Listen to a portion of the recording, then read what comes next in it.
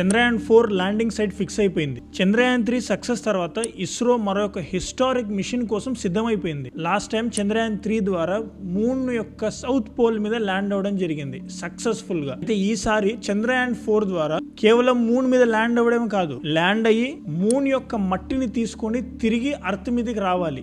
ఇదే ఈసారి మిషన్ యొక్క టార్గెట్.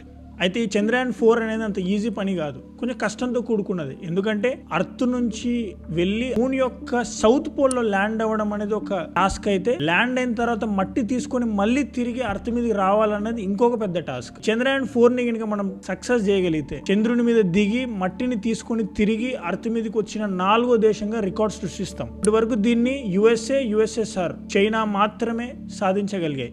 ఇలా చేయడం ద్వారా మనం కూడా అలైట్ స్పేస్ గ్రూప్ లోకి మనం యాడ్ అవుతాం. సరే, ల్యాండ్ అయితాం, మట్టి తీసుకొని వస్తాం. అసలు దానివల్ల మనకేంటి ఉపయోగం అంటే, మూన్ యొక్క మట్టి ద్వారా మనం మూన్ అసలు ఎప్పుడు ఫార్మ్ అయింది అనే ఒక సీక్రెట్స్ ని తెలుసుకోగలుగుతాం. అండ్ మూన్ మీద రేర్ ఎలిమెంట్స్ ఏమేమి ఉన్నాయి అనే విషయం తెలుస్తుంది. అయితే చంద్రయాన్-4 మిషన్ ని 2028 లోపల కంప్లీట్ చేయాలనుకుంటుంది ఇస్రో. అందరికి తెలిసిందే, ఇస్రో అంటేనే కాస్ట్ ఎఫెక్టివ్, అతి తక్కువ ఖర్చుతో స్పేస్ ఎక్స్ప్లోరేషన్ చేయగలిగే ఏకైక స్పేస్ రీసెర్చ్ ఇన్స్టిట్యూట్ ఈ ప్రపంచంలో ఏముందంటే that is nothing but ISRO. Oppenheimer movie దాదాపు 800 కోట్లు అనుకుంటా, దానికన్నా తక్కువ కాస్ట్ అయింది మన చంద్రయాన్-3 ప్రాజెక్ట్ యొక్క కాస్ట్. అంతెందుకు, మన ఇండియన్ సినిమా ఆదిపురుష్ ఎంతైతే ఉందో, ఆదిపురుష్ దాదాపుగా 700 కోట్లు అనుకుంటా, దానికన్నా తక్కువ ఖర్చుతో చంద్రయాన్-3ని సక్సెస్ఫుల్ గా కంప్లీట్ చేయగలిగింది ఇస్రో.